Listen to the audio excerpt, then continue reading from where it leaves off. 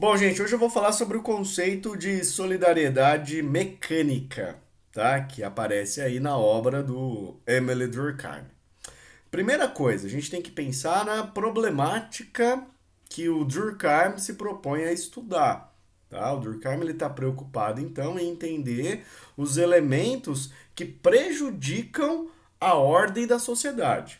E para ele, o que prejudica a ordem da sociedade seria o excesso de individualização das pessoas. Porque se as pessoas se individualizarem muito, ficarem muito individualistas, elas perdem ou perderiam o vínculo social. Elas se dispersariam. Se a gente pensar, né, cara, o nosso corpo, na metáfora que o Durkheim usa para entender a sociedade. Nosso corpo, se não tivesse aqui integrado os órgãos, uns órgãos ligados nos outros, seria, né, um amontoado de carne. Não funcionaria. A mesma coisa com a sociedade. Os indivíduos eles precisam manter vínculos sociais, laços sociais. E aí, para entender esse processo, né, de formação de vínculo e de laço social, o Durkheim elabora o conceito de solidariedade. Tá? São dois tipos de solidariedade. Nesse vídeo, eu estou falando sobre a solidariedade mecânica. Então, por solidariedade, o Durkheim entende vínculo, laço social. As pessoas estarem vinculadas por um laço que mantém essas pessoas integradas à sociedade, tá? E a solidariedade mecânica, então, o elemento fundamental do vínculo social é a tradição.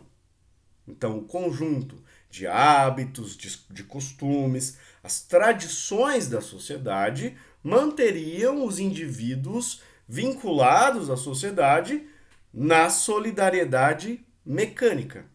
Tá? Isso acontece, segundo Durkheim, nas sociedades tradicionais, nas sociedades pré-capitalistas, nas sociedades antigas, nas sociedades ou atrasadas, vamos usar esse termo aqui.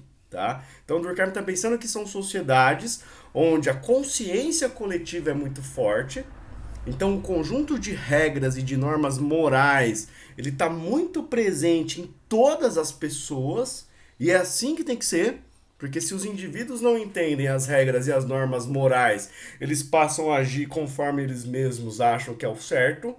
E aí, se cada indivíduo agir do jeito que ele acha que é o certo, não tem mais certo e errado, cada um faz do seu jeito. Então, o Durkheim está pensando que para ter vínculo na solidariedade mecânica, as pessoas têm uma consciência coletiva forte. Elas sabem, por meio das tradições, dos hábitos e dos costumes, exatamente qual é o tipo de comportamento moral, noção de certo e errado, exigido pela sociedade. Tá? E aí eu vou ter uma sociedade onde os indivíduos eles são muito homogêneos. Eles pensam, sentem e fazem as coisas em sociedade mais ou menos da mesma forma. Então há uma homogeneidade em relação aos indivíduos dessa sociedade, dessas sociedades tradicionais. Se a gente pensar que, por exemplo, as sociedades indígenas, no caso do Brasil, os povos indígenas que viviam, e muitos ainda vivem, numa homogeneidade de indivíduos. Não há muito espaço para individualidade, para você pensar, se trancar na sua orca e ficar sozinho lá, né, velho? Por quê? Porque as tarefas sociais, os vínculos sociais que a tradição impõe sobre nós, nos torna mais ou menos iguais. Então a história de vida dessas pessoas é mais ou menos igual, o comportamento dessas pessoas é mais ou menos igual, então eu tenho uma homogeneidade maior. Outro exemplo que a gente pode pensar na solidariedade mecânica, e que inclusive deu um livro muito bacana, cara, são as formas tradicionais que a gente tem aqui no Brasil. O que tínhamos aqui no Brasil tempos atrás. Especificamente vou falar aqui da cultura caipira. Sabe, o homem do sítio, do interior aqui, do estado do Paraná, do interior de São Paulo, Minas ali, todo esse grupo faz parte de um ambiente cultural denominado de cultura caipira. Um modo de vida onde predomina essa solidariedade mecânica. Então você pega, né, os bairros rurais de antigamente, né, lá dos anos 50, do século 20, dos anos 40, dos anos 30, o modo de vida do caipira é um modo de vida mais ou menos igual. Todo mundo pensa mais ou menos da mesma forma, todo mundo tem mais ou menos a mesma religião, as pessoas são homogêneas. E o vínculo social é a tradição, porque é a tradição que vai colar esses indivíduos na sociedade.